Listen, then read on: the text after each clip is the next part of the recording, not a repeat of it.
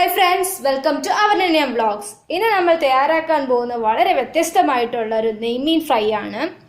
അതിന് വേണ്ടുന്ന ഇൻഗ്രീഡിയൻസ് നെയ്മീൻ. ഞാനിപ്പോൾ ഒരു 7-8 പീസ് നെയ്മീൻ എടുത്തു വെച്ചിട്ടുണ്ട്.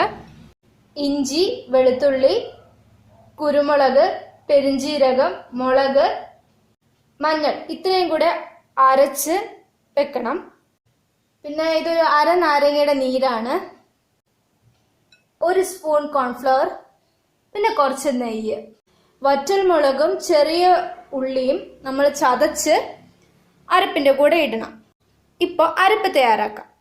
അപ്പോൾ നെയ്മീനിൽ ചേർക്കാനുള്ള അരപ്പ് ഞാൻ ഇവിടെ തയ്യാറാക്കിയിട്ടുണ്ട്. ഇനി ഇതിലേക്ക് നമ്മൾ എടുത്തു വച്ചിരിക്കുന്ന നാരങ്ങ നീര് ചേർക്കണം. പിന്നെ 1 സ്പൂൺ നെയ്യും ചേർക്കണം.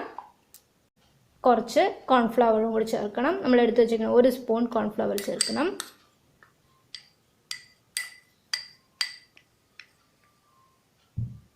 അതിനുശേഷം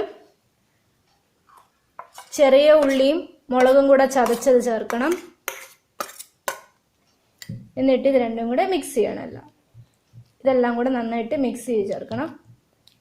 അരപ്പിലെല്ലാം മിക്സ് ചെയ്ത് വെച്ചിട്ടുണ്ട്. ഇനി ഈ മിക്സിനെ നമുക്ക് മീനിൽ തേക്കാം. ഇനി ഈ മീനിലേക്ക് മസാല ചേർക്കാം. അപ്പോൾ ഈ മസാലേനെ മീനിലെടുത്തിടാം. ഇതിനെ നന്നായിട്ട് തേച്ച് പിടിപ്പിക്കുക. എല്ലായിടത്തും എത്തണം. ഇപ്പം ഞാൻ നെയ്മീനിലെല്ലാം അരപ്പും തേച്ച് വെച്ചിരിക്കുകയാണ്. ഇത് ഏറ്റവും കുറഞ്ഞത് ഒരു അരമണിക്കൂറെങ്കിലും അടച്ച് വെക്കണം ഇങ്ങനെ. അപ്പം മീനിലെ ഈ അരപ്പെല്ലാം നല്ലതായിട്ട് പിടിച്ചിരിക്കും. മീനിൻ്റെ അകത്തൊക്കെ പിടിച്ച് മീൻ നല്ല ടേസ്റ്റ് ആയിരിക്കും. അപ്പോൾ ഇതിനെ ഒരു അരമണിക്കൂർ നമുക്ക് അടച്ചു വെച്ചതിന് ശേഷം മീനെ വറക്കാം. ഇപ്പം നമ്മുടെ മീൻ അരമണിക്കൂറിന് നല്ല സെറ്റായിട്ടുണ്ട്. അരപ്പൊക്കെ പിടിച്ച് ഉപ്പും മുളകും ഒക്കെ പിടിച്ച് നല്ല സെറ്റായിട്ടുണ്ട്. ഇനി ഇതിനെ നമുക്ക് വറുത്തെടുക്കാം. മീൻ വറക്കാൻ വേണ്ടി ചൂട് കട്ടിയുള്ളൊരു ഇരുമ്പ് ചീനച്ചട്ടി ഞാൻ എടുത്ത് വെച്ചിട്ടുണ്ട്. ഇതിപ്പോൾ നല്ല ചൂടായിട്ടുണ്ട്. ഇതിലേക്ക് എണ്ണ ഒഴിക്കാം. വറക്കാനും വേണ്ടിയിട്ടുള്ള എണ്ണ ഒഴിക്കുക. കുറച്ച് എണ്ണ ഒഴിച്ചാൽ മതി. ഈ മീനിന് അധികം എണ്ണ ആവശ്യമില്ല. ഇനി എണ്ണ നല്ല തിളക്കണം.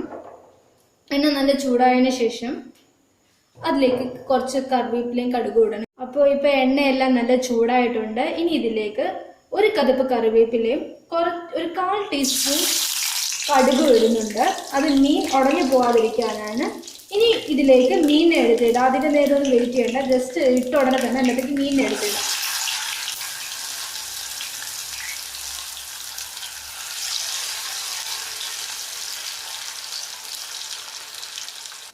അപ്പം ഞാനൊരു 3 കഷ്ണം മീൻ ഇതിലിട്ടിട്ടുണ്ട്.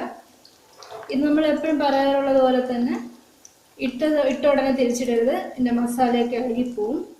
അതുകൊണ്ട് കുറച്ച് നേരം ഇരുന്നിട്ട് അതിൻ്റെ അടിഭാഗം ഒന്ന് വേകുന്നത് വരെ നമുക്ക് വെക്കാം. അതായത് വറുത്ത് വരുന്നത് ഏതാണ്ടൊക്കെ ആയിട്ടുണ്ട്.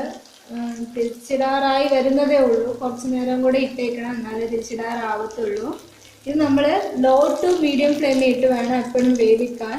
അപ്പോൾ ഇതിൽ അരപ്പൊക്കെ പിടിച്ച് നന്നായിട്ട് മീൻ വറുത്ത് വരും. ഇല്ലാന്നുണ്ടെങ്കിൽ അരപ്പ് പിടിക്കില്ല.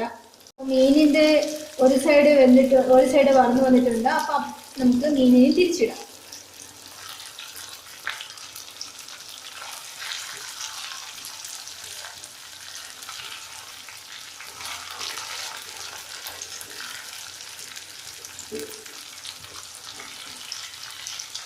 ഇപ്പം ഞാൻ മീനുകളെല്ലാം തിരിച്ചിട്ട് കഴിഞ്ഞു. ഇനി ഇതുപോലെ അപ്പുറത്തെ സൈഡും കൂടെ ആവാൻ വയ്ക്കുക. ഇപ്പം നമ്മൾ നെയ്മീൻ ഫ്രൈ ആയി വന്നിട്ടുണ്ട്. ഇപ്പം ഇത് കോരാൻ പോവുകയാണ്.